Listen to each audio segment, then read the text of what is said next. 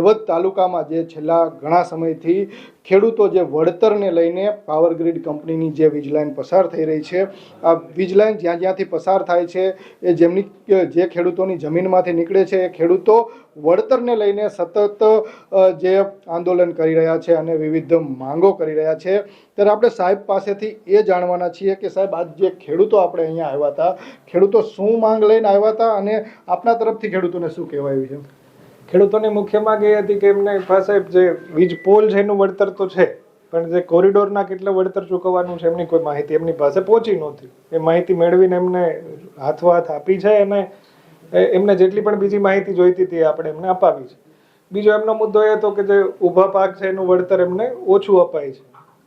તો એ માટે પણ અમે એક ફોર્મ્યુલા નક્કી કરી છે કે ભાઈ એપીએમસી માંથી આપણે જે મહત્તમ ભાવ છે જે પણ પાકના એ મુજબ અને ખેતીવાડી પાસેથી જે મહત્તમ એમનું ઉત્પાદન છે એટલે એ બંનેનું ગુણાકાર થઈ અને મહત્તમ એમને વળતર મળે એ પ્રકારના આપણે પ્રયત્નો કર્યા છે.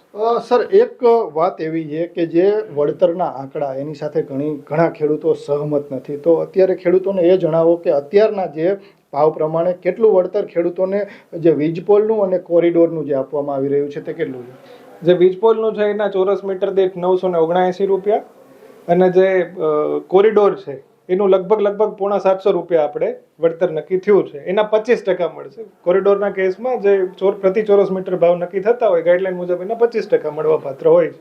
હવે સર, જે ઘણા ખેડૂતોને આ વળતર માન્ય નથી અને ખેડૂતો અત્યારે પણ અહીંયા આવેલા જ છે અને બહાર ખેડૂતો વાત કરી રહ્યા છે કે એમને આ વળતરથી પણ વધારે વળતર જોઈએ છે.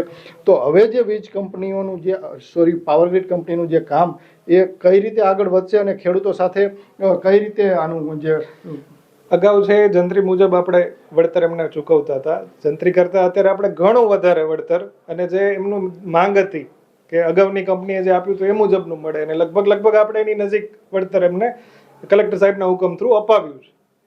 એટલે હવે સાહેબનો હુકમ છે એટલે એ મુજબ આપણે આગળ કામગીરી થશે. અને જ્યાં સુધી ઊભા પાકની ખાસ એમની અત્યારની માંગ જે હતી એ ઊભા પાકના વળતરની હતી, તો એમાં મુજબ જે ફોર્મ્યુલા નક્કી થઈ છે એ મુજબ એમને આપણે વળતર અપાવ્યું. સર, હવે છેલ્લો પ્રશ્ન કે આ કિસ્સામાં જે સંઘર્ષના પ્રશ્નો વધશે કે ખેડૂતો જે કંપની કામ ચાલુ કરશે અને ખેડૂતો, આવા સંઘર્ષના કિસ્સાઓ હાલ છેલ્લા 2-4 દિવસમાં જોવા મળ્યા છે.